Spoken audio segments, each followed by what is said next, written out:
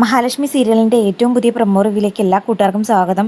ക്ഷേത്രത്തിൽ തൊഴുവാൻ മഹാലക്ഷ്മിയും അതുപോലെ ലേഖയും കൂടി വരുന്നുണ്ട്. അപ്പം 7 മാസത്തിന് ശേഷം അമ്മയും കൂടി വീട്ടിൽ കൊണ്ടുവന്ന് നിർത്തണം.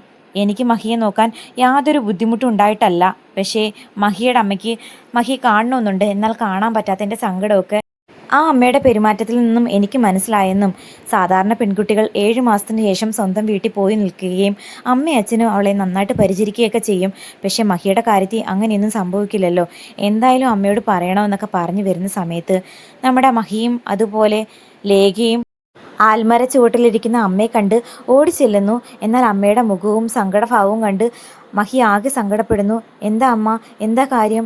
അയാൾ അമ്മയെ ഉപദ്രവിക്കുകയാണ് ചെയ്തോ എന്ന് ചോദിക്കുമ്പോഴത്തേക്കും മുഖം മൊത്തം തല്ലുകൊണ്ട പാടും അതുപോലെ ചുണ്ടൊക്കെ പൊട്ടി ചോര വരുന്നുണ്ട്. അങ്ങനെ മോഹിനി അമ്മയാണെങ്കിൽ പൊട്ടിക്കരഞ്ഞുകൊണ്ട് മഹാലക്ഷ്മിയെ കെട്ടിപ്പിടിക്കുന്നുണ്ട്. എന്താ അമ്മ, എന്താ കാര്യമെന്ന് ചോദിക്കുമ്പോഴത്തേക്കും ഞാൻ മോളെ കാണാൻ വേണ്ടിയിട്ട് വീട്ടിൽ നിന്ന് ഇറങ്ങാൻ നേരത്ത് അവർക്ക് രണ്ടുപേർക്കും ഇഷ്ടമായില്ല. അതിൻ്റെ പേര് ഒന്നും രണ്ടും പറഞ്ഞ് ആ ദുഷ്ടൻ എന്നെ ഒരുപാട് തല്ലിച്ചതച്ചു.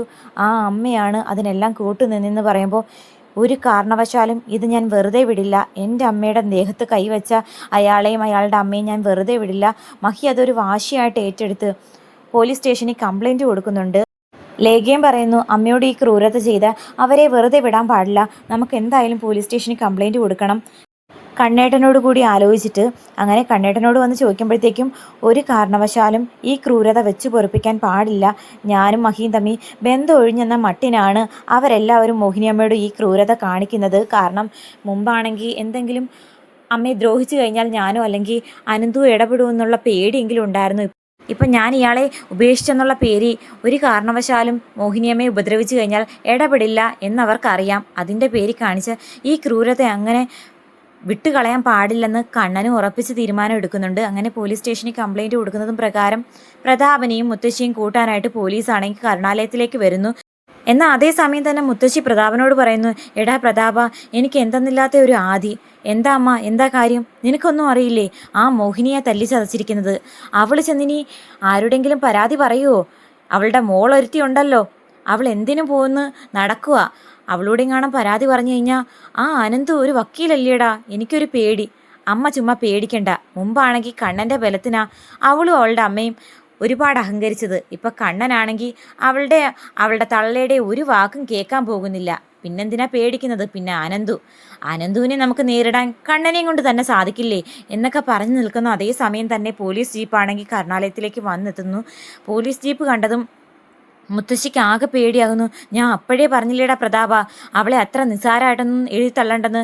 ദേ നോക്ക്, അവളും അവളുടെ അമ്മയും കൂടി കംപ്ലൈൻറ്റ് കൊടുത്തതിൻ്റെ പേര് നമ്മളെ അറസ്റ്റ് ചെയ്യാൻ ആ പോലീസ് ജീപ്പ് വന്നിരിക്കുന്നത് എന്നും പറഞ്ഞ് മുത്തശ്ശിയാണെങ്കിൽ അകത്തേക്ക് ഓടുന്നുണ്ട്. ഈ വയസ്സാം കാലത്ത് എനിക്കിനി പോലീസിൻ്റെ അടി കൊള്ളാൻ വയ്യടാ പ്രതാപ, ഞാൻ ഇവിടുന്ന് എങ്ങോട്ടെങ്കിലും പോവുക എന്നും പറഞ്ഞ് അടുക്കള വഴി എങ്ങനെയെങ്കിലും മുങ്ങാൻ പോകുമ്പോൾ എസ് ഐ പറയുന്നുണ്ട്, 2 പേരെയും പൊക്കിക്കൊണ്ട് വന്നേക്കണം. അങ്ങനെ കോൺസ്റ്റബിൾസ് ആണെങ്കിൽ അവരെ പിടിക്കാൻ പോകുമ്പോഴത്തേക്കും പ്രതാപനെ കയ്യിൽ കിട്ടി. പക്ഷേ മുത്തശ്ശിയാണെങ്കിൽ അടുക്കള വഴി ഒളിച്ചോടി പോകാൻ നോക്കുന്ന സമയത്ത് അവരെയും പോയി പിടിച്ചുകൊണ്ട് വരുമ്പോഴത്തേക്കും മുത്തശ്ശി ചോദിക്കുന്നു, എന്നെ എന്തിനാ പിടിക്കുന്നത്? എന്നെ വെറുതെ വിട് എന്നൊക്കെ പറഞ്ഞ് പോലീസിനോട് പറയുന്നെങ്കിലും അവരാരും ഒന്നും ചെവിക്കൊള്ളുന്നില്ല. എന്തായാലും നിങ്ങൾക്ക് 2 പേർക്കും നേരെ ഗാർഹിക പീഡനത്തിന് കംപ്ലൈൻറ്റ് തന്നിട്ടുണ്ട് നിങ്ങളുടെ ഭാര്യയായിട്ടുള്ള മോഹിനി.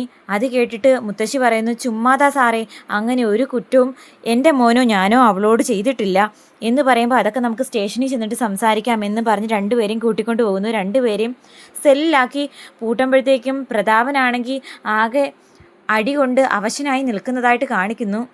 എന്നാലും രണ്ടാം ഭർത്താവായ പ്രതാപൻ ഒരുപാട് ക്രൂരതകൾ മോഹിനിയമ്മയോടും അതുപോലെ മഹാലക്ഷ്മിയോടും കാണിച്ചിട്ടുണ്ടെങ്കിലും ഇത്രയും വർഷത്തിനിടയ്ക്ക് ഇങ്ങനൊരു കാര്യം സംഭവിച്ചിട്ടില്ലാത്തത് കൊണ്ട് പെട്ടെന്ന് മോഹിനിയും അതുപോലെ മഹാലക്ഷ്മി പോലീസിൽ കംപ്ലൈൻറ്റ് കൊടുക്കുമെന്നൊന്നും മുത്തശ്ശിയും പ്രതാപനും കരുതിയിരുന്നില്ല. എങ്കിലും പഴയ ആൾക്കാരല്ലെന്ന് വ്യക്തമായിട്ട് അറിയാവുന്നത് കൊണ്ട് എന്തെങ്കിലുമൊക്കെ അപായ സൂചന അവർക്ക് തോന്നിയിരുന്നു. എന്തായാലും നമ്മുടെ കണ്ണനാണെങ്കിൽ അനന്തുവിനോടും ലേഖയോടും അതുപോലെ മഹാലക്ഷ്മിയോടും പറയുന്നു, ഇതുകൊണ്ടും അവർ പഠിച്ചില്ലെന്നുണ്ടെങ്കിൽ ഇനി അവർക്ക് തന്നെയായിരിക്കും നഷ്ടം ഉണ്ടാകാൻ പോകുന്നത്. ഒരുത്ത അവിടെ കോമയിൽ കിടക്കുന്നില്ലേ, അതുപോലെ 2 എണ്ണത്തിനെയും ശരിയാക്കാൻ എന്നെ കൊണ്ട് പറ്റാഞ്ഞിട്ടല്ല, പിന്നെ എത്രത്തോളം കാര്യങ്ങൾ പോകുമെന്ന് കണ്ടറിയാം എന്ന് വിചാരിച്ചിട്ടാ. അതേസമയം ശത്രുക്കൾക്കെല്ലാം നല്ല തിരിച്ചടി കൊടുക്കുന്നു. 2 പേരും അകന്നു നിൽക്കുന്ന രൂപത്തിൽ. എന്നാൽ കണ്ണൻ നടക്കാൻ തുടങ്ങിയ കാര്യങ്ങളൊക്കെ അറിയാവുന്ന മേഘനാണെങ്കിൽ എണീറ്റ് നടക്കാനോ സംസാരിക്കാനോ പറ്റാത്തത് കൊണ്ട് ശത്രുക്കൾ ആരും ഇവരുടെ ഈ ഒളിച്ചുകളി തിരിച്ചറിയുന്നതുമില്ല. എന്തൊക്കെയായാലും അധികം താമസിക്കാതെ മേഘൻ ഓക്കെ ആകും. മേഘൻ ഓക്കെ ആയി കഴിഞ്ഞാൽ കണ്ണൻ്റെ ഒളിച്ചുകളി എല്ലാവരെയും അറിയിക്കുകയും ചെയ്യും. അതേസമയം മഹാലക്ഷ്മി ഈ ഒരു സാഹചര്യത്തിലെങ്കിലും സ്വന്തം അച്ഛനെ കൊന്നതും അതുപോലെ കണ്ണേട്ടൻ വീൽചെയറിലാകാൻ കാരണക്കാരനായതും പ്രതാപനാണെന്നുള്ള സത്യം തുറന്നു പറയേണ്ടതായിരുന്നു. അധികം താമസിക്കാതെ ആ സത്യം മഹി തുറന്നു പറയുമെന്ന് പ്രതീക്ഷിക്കാം. കാത്തിരിക്കാം.